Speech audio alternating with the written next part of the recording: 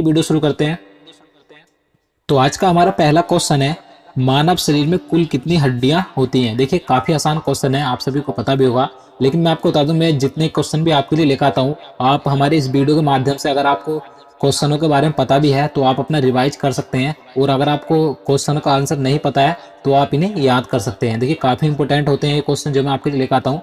तो यहाँ पर इसका राइट आंसर ऑप्शन बी हो जाएगा 206। मानव शरीर में कुल 206 हड्डियां होती हैं। नेक्स्ट क्वेश्चन देखते हैं, नवजात शिशु में हड्डियों की संख्या लगभग कितनी होती है। देखिए ये दूसरा क्वेश्चन भी काफी इंपॉर्टेंट है, क्योंकि ये रेलवे ग्रुप डी और रेलवे एएलपी एग्जाम में 2 से 3 बार पूछा जा चुका है। तो आपको ध्यान रखना है कि नवजात शिशु में हड्डियों की संख्या लगभग कितनी होती है, 300 होती है। तो यहाँ पर इसका राइट आंसर ऑप्शन सी हो जाएगा 300। आपको ध्यान रखना है, नवजात शिशु में हड्डियों की संख्या लगभग 300 होती है। नेक्स्ट क्वेश्चन देखते हैं, मनुष्य के शरीर में पसलियों के कितने जोड़े होते हैं। देखिए यहाँ पर क्वेश्चन में पूछा गया है कि मनुष्य के शरीर में जो पसलियां होती हैं वे कितने जोड़ी होती हैं। तो अगर आपको इसका आंसर पता है तो आप अपना आंसर लगा सकते हैं। तो यहाँ पर इसका राइट आंसर ऑप्शन ए हो जाएगा, 12 जोड़ी पसलियां होती है मनुष्य के शरीर में। तो आपको ध्यान रखना है।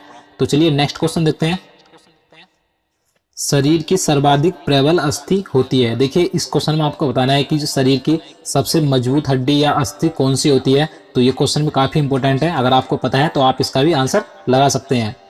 तो इसका राइट आंसर ऑप्शन बी हो जाएगा, जबड़े में। जबड़े में शरीर की सर्वाधिक मजबूत हड्डी होती है। देखिए मैं आपको इसके बारे में बता दूं, जो जबड़े में हड्डी होती है तो ये लगभग 280 किलो वजन इसे सहन कर सकती है, यानी कि 280 किलो का वजन सहन कर सकती है। ये इतनी मजबूत होती है। तो आपको ध्यान रखना है। चलिए अगला क्वेश्चन देखते हैं, क्वेश्चन नंबर 5 है, मानव शरीर की सबसे छोटी हड्डी है। तो यहाँ पर इसका राइट आंसर ऑप्शन सी हो जाएगा, स्टेपिस। मानव शरीर की सबसे छोटी हड्डी होती है।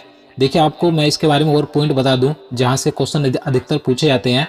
आपको ध्यान रखना है कि मानव शरीर की सबसे छोटी हड्डी यानी कि स्टेपिस की लंबाई कितनी होती है, 11 इंच होती है। आपको ध्यान रखना है। और अगर हम सेंटीमीटर में बात करें, सेंटीमीटर में 28 सेंटीमीटर होती है। तो आपको सेंटीमीटर और इंच इन दोनों में इसकी लंबाई याद रखनी है, क्योंकि एग्जाम में कुछ भी पूछा जा सकता है। और देखिए अगर हम इसकी बात करें कि ये हड्डी कहाँ पाई जाती है, तो आपको पता होगा ये हड्डी कान में पाई जाती है। और कान से रिलेटेड एक क्वेश्चन और एग्जाम में पूछा जाता है ज़्यादातर कि कान में कुल कितनी हड्डियाँ होती हैं। तो आपको ध्यान रखना है, कान में कुल 6 हड्डियाँ होती हैं, यानी कि एक कान में 3 हड्डियाँ पाई जाती हैं, दोनों कानों में 6 हड्डियाँ होती हैं। तो आपको ध्यान रखना है। चलिए नेक्स्ट क्वेश्चन देखते हैं, मानव शरीर की सबसे लंबी हड्डी है। अगर आपको इसका आंसर पता है तो आप इसका भी आंसर लगा सकते हैं। तो इसका राइट आंसर ऑप्शन डी हो जाएगा, फीमर। मानव शरीर की सबसे लंबी हड्डी होती है। और अगर हम बात करें कि ये हड्डी कहाँ पाई जाती है, तो जांघ में ये हड्डी पाई जाती है। आपको ध्यान रखना है। चलिए नेक्स्ट क्वेश्चन देखते हैं, ह्यूमरस अस्थि कहाँ पाई जाती है। आपको बताना है कि ये जो हड्डी होती है ह्यूमरस, ये मानव शरीर के किस अंग में पाई जाती है। तो यहाँ पर इसका राइट आंसर ऑप्शन सी हो जाएगा, ऊपरी भुजा। देखिए जो हाथ होता है, तो हाथ की जो ऊपरी भुजा होती है वहां पर ह्यूमरस अस्थि पाई जाती है। अगला क्वेश्चन देखते हैं, टीबिया नामक हड्डी किसमें पाई जाती है। तो इसका राइट आंसर ऑप्शन बी हो जाएगा, टांग। टांग में पाई जाती है टीबिया नामक हड्डी। आपको ध्यान रखना है। चलिए अगला क्वेश्चन देखते हैं, क्वेश्चन नंबर 9 है, दांतों तथा हड्डियों में पाए जाने वाला तत्व है। आपको 4 ऑप्शन दिए गए हैं, अगर आपको इसका आंसर पता है तो आप अपना आंसर लगा सकते हैं।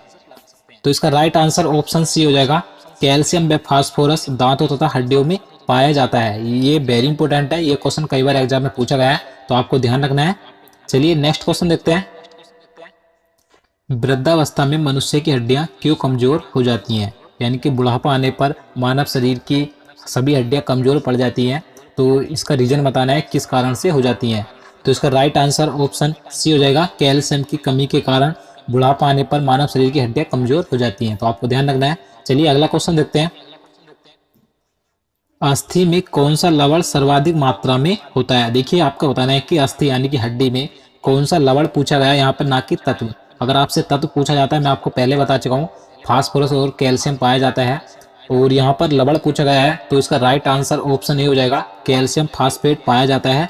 तो आपको ध्यान रखना है। चलिए नेक्स्ट क्वेश्चन देखते हैं, अस्थियों एवं पेशियों को आपस में जोड़ता है। देखिए काफी अच्छा क्वेश्चन है ये।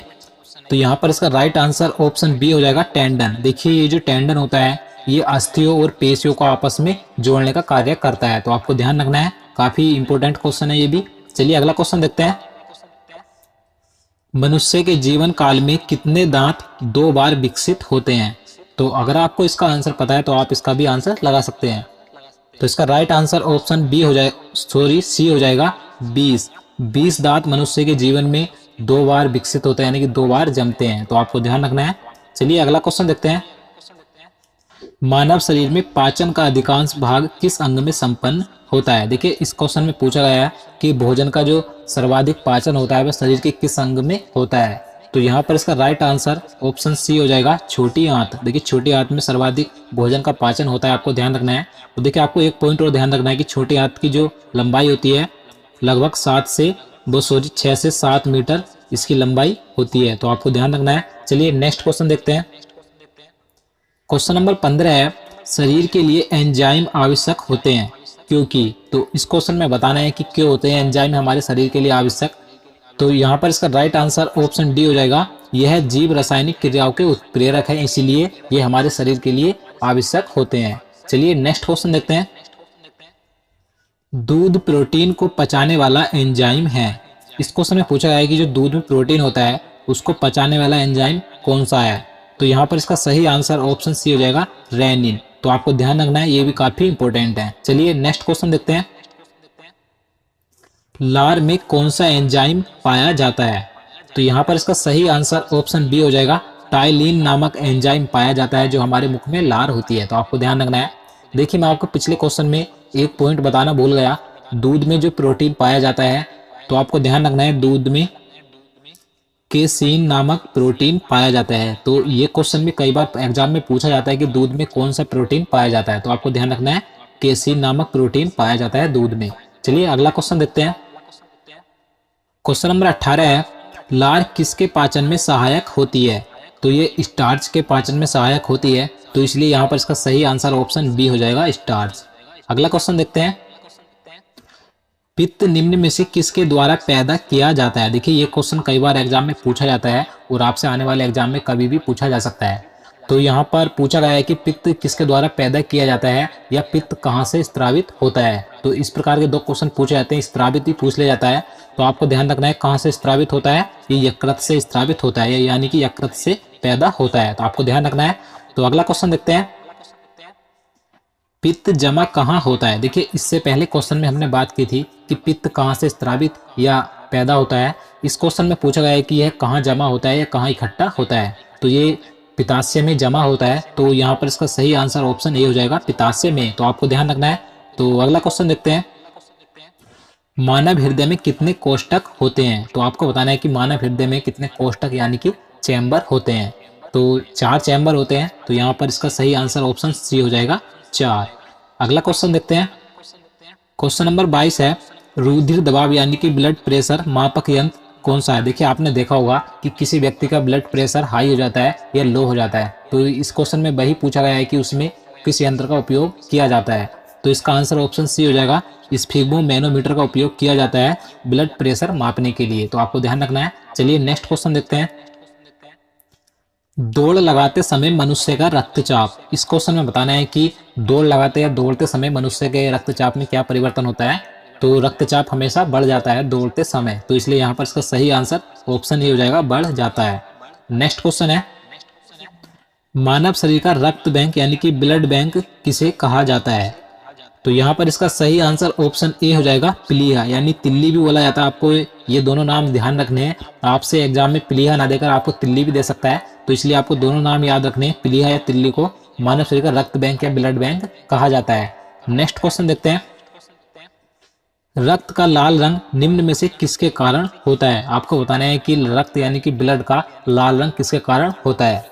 तो इसका सही आंसर ऑप्शन बी हो जाएगा, हीमोग्लोबिन के कारण हमारे शरीर में रक्त का लाल रंग होता है। तो चलिए दोस्तों, आज के लिए इतना ही। उम्मीद करता हूँ आपको वीडियो पसंद आया होगा। अगर आपको वीडियो पसंद आया हो तो वीडियो को लाइक कर देना और चैनल को भी सब्सक्राइब कर लेना, साथ ही वीडियो को ज़्यादा से ज़्यादा शेयर भी करना। तो चलिए मिलते हैं नेक्स्ट वीडियो में, तब तक के लिए नमस्कार। Subscribe now and press the bell icon.